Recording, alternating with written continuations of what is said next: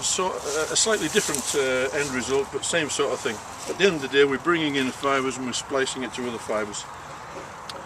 The red trays that you see here are the storage trays for the output legs of the optical devices. Okay, when this splitter node is issued by the manufacturer and the guy gets it out the stores, puts it in his van and goes out ready to install it, it has one splitter device already fitted.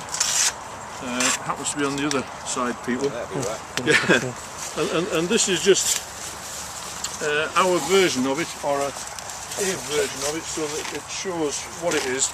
In the real world, the guys can't get into these trays and they can't mess with these fibres. It's all sealed and flooded in resin, should we say. All right. Okay. But that's the device there, and there's 1 or 2 fibres going in, and then 32 in this case coming out. You're saying the whole of that top tray is sealed in epoxy or resin? Okay, I'll modify that slightly. That's the way we've always been. Right. But again, things are still changing.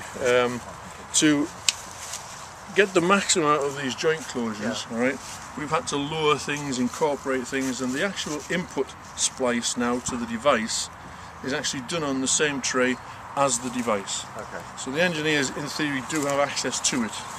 Yeah. But up until very, very recently, that whole tray came as a sealed unit. Right. But that's what our device looks like. Okay.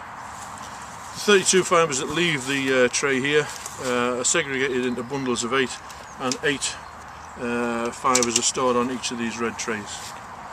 Right. Okay. Every one of these 32 are identical. So when an engineer has to come and splice a splitter output leg through to a customer tray, you can choose any one of the 32. It makes no difference, they're identical. Yeah. Okay. Appreciate it. No worries. Again, fed by the mini cables, or COF 205 as you see, on the same loop format. So there's the loop again, so we can loop that cable in, break out what fibres we need and push the rest on without cutting them, without having to resplice, and they go on and on and on. Mm-hmm. As I said, 6 fibres are left to the splitter node, 4 for the splitters and 2 for point-to-point circuits or whatever. And then from here, again, we've got COF 205, these mini cables, going on to fibre DPs.